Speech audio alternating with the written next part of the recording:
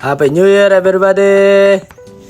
At dahil papalapit na ang New Year, maggagawa tayo ng hindi kasarapang ube halaya. Ayan, sinumulan namin balatan,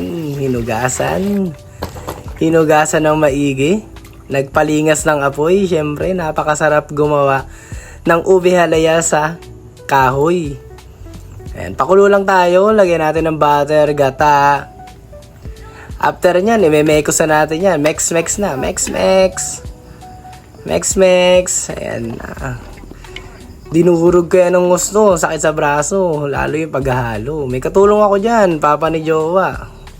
Napakabait. Siyempre, ang hirap din kasing maghalo niyan eh. Kaya nagsalitan na kami. At siyempre, nagsalpak na tayo ng iba't ibang klaseng gatas. Gatas ng kalabaw, baka. Aso na nagpapadede rito. Huh? Gatas na ng kambing ang wala dyan. Ang hirap din maghalo niyan eh. Kaya minsan tumatagal na 1 taon na paghalo niyan eh. No.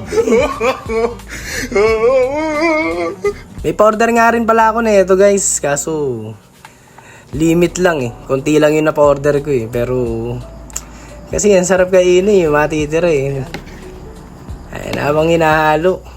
Ayan, pakita mo isang montage dyan. Hindi pala ganun kasarapan. Cheese on top, pinakihintay natin. Wow! Free delivery na yan, nationwide. Bayad ka lang ng shipping fee. Ayan po.